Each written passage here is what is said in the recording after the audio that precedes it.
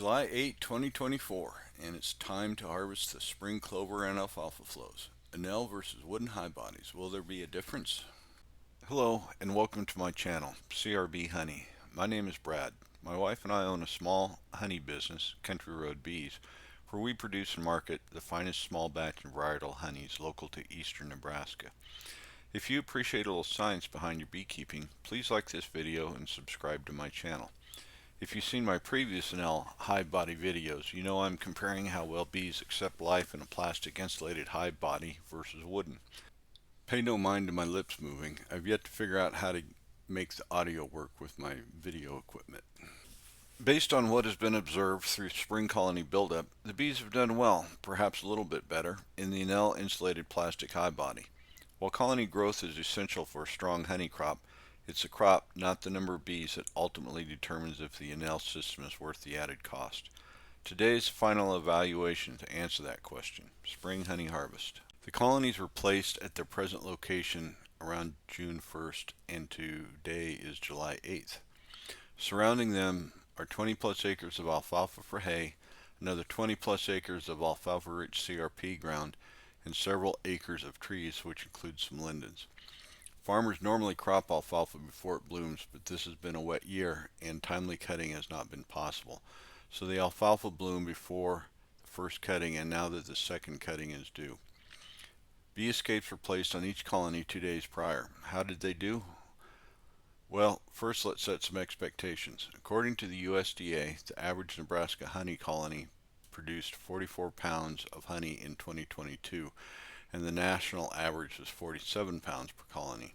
So anything above 44 is above average, and the honey flow is not over.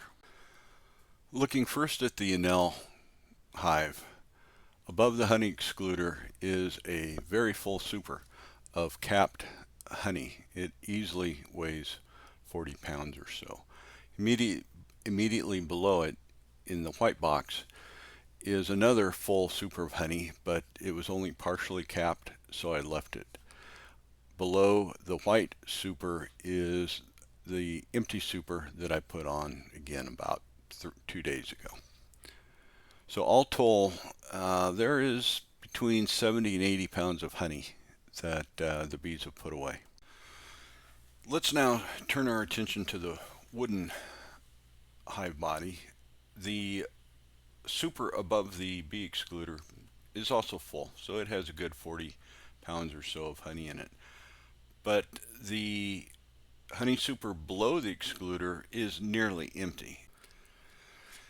Based on these two data points, anybody, including me, would be tempted to say that the bees in the Anel hive were twice as productive as the bees in the wooden hive, but I definitely wouldn't go that far. At this time, I've spun honey down from 12 different colonies, so I'm getting an idea of what my average and standard deviation is going to run, at least for the spring pull. And the average is 40 pounds and the standard deviation is 8.5.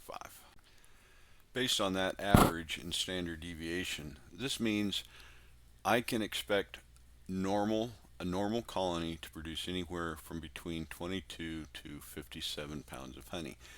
And they're normal. There's nothing unusual about it.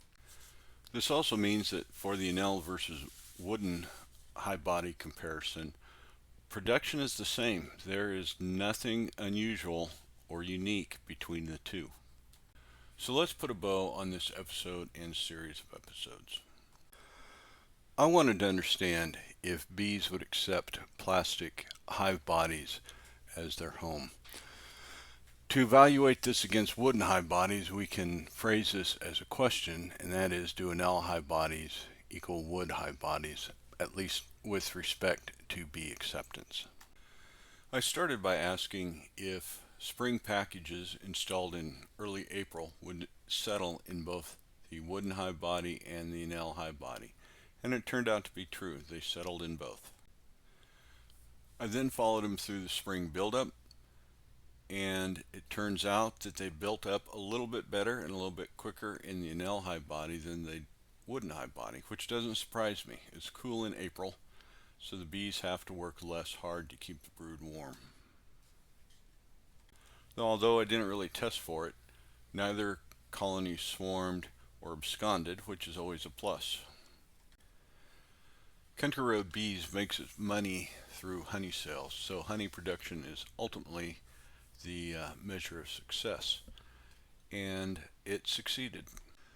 Insulated beehives have intrigued me for several years now, especially here in northern climates. From a, I don't know, thermodynamic standpoint, it just makes sense that the bees would have to work less hard with insulation, not only in the winter but in the summertime too. The Anel insulated hive bodies caught my eye at this year's American Bee Federation conference. And what impressed me the most was that my existing woodenware would incorporate cleanly into their system, which is a huge cost advantage compared to other insulated products out there. Because of this, I became a dealer, but I really haven't pushed the sales of the system because I wasn't 100% confident that they would be superior to wooden hive bodies and thus worth the money. But after this summer and these experiments, I'm now convinced that they are worth the investment. If you've made it this far, thank you for watching not only this video but the entire series. If you're interested in the Anel insulated hive system for your own bee operation and live in Nebraska, please visit our website at countryroadbees.com and click on the Anel tab. If you live outside of Nebraska, go to southeastbee.com to find a dealer near you. Thank you again and have a wonderful season.